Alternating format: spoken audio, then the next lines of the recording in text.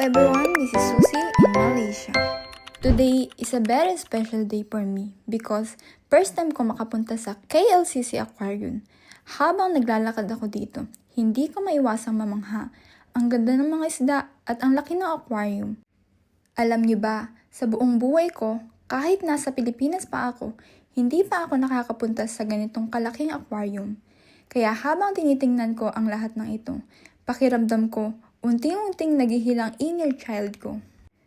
Habang naglalakad ako dito, hindi ko maiwasang balikan ng mga panahong nangangarap lang ako. Yung mga panahong iniisip ko kung may mararating ba ako sa buhay. Dati, may mga taong nagsasabi sa akin na wala raw ako mararating. May nagsabi pa na maaga lang daw ako mabubuntis at hanggang doon na lang daw ang magiging buhay ko. Masakit marinig iyon lalo na sa kapag bata ka pa lang at naghahanap ka pa lang ng direksyon sa buhay. Pero habang nakatayo ako dito ngayon, napapangiti na lang ako.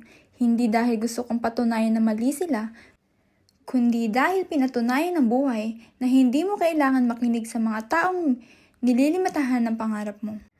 May mga bagay pala na akala mo imposible para sa'yo, pero isang araw, mararanasan mo rin. At sobrang nagpapasalamat ako dahil kasama ko ang husband ko sa journey na ito. At alam niyo ba guys na palagi niyang sinasabi sa akin na gusto niyang iparanas sa akin ng mga bagay na hindi ko pa nararanasan noon. Sa totoo lang, minsan naiiyak ako kapag naiisip ko yun. Maraming tao ang nag-iisip na kapag nag-asawa ka ng foreigner, baka gawin ka lang katulong o hindi tratuhin ng maayos. Pero sa experience ko, kabaligtaran ang nangyari. Minsan nga pakiramdam ko, ako ang prinsesa sa relasyon namin. Hindi perpekto ang buhay namin, pero araw-araw niyang pinaparamdam niya sa akin ang respeto, pagmamahal at pag-aalaga. At para sa akin, iyon ang pinakamahalaga. Minsan, napapaisip na lang ako, deserve ko ba ang ganitong klaseng pagmamahal? Ano bang nagawa ko para ibigay sa akin ni Lord ang ganitong tao? Siguro ito ang gusto kong sabihin sa sino mang nanonood nito ngayon. Huwag mong hayaang ibang tao ang magdesisyon kung hanggang saan ka lang.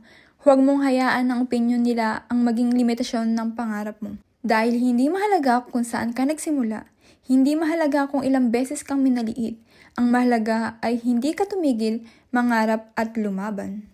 Kung dati may nagsasabi sa akin na wala akong mararating, ngayon masasabi ko lang na salamat dahil mas lalo akong naging matatag.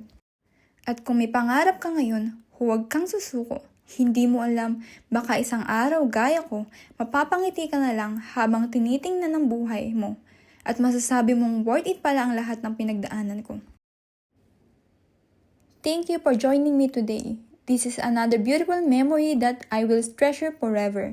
From a girl who was told she was never make it, it's a woman now living her dreams. Thank you, Lord. See you on my next mini vlog. Bye!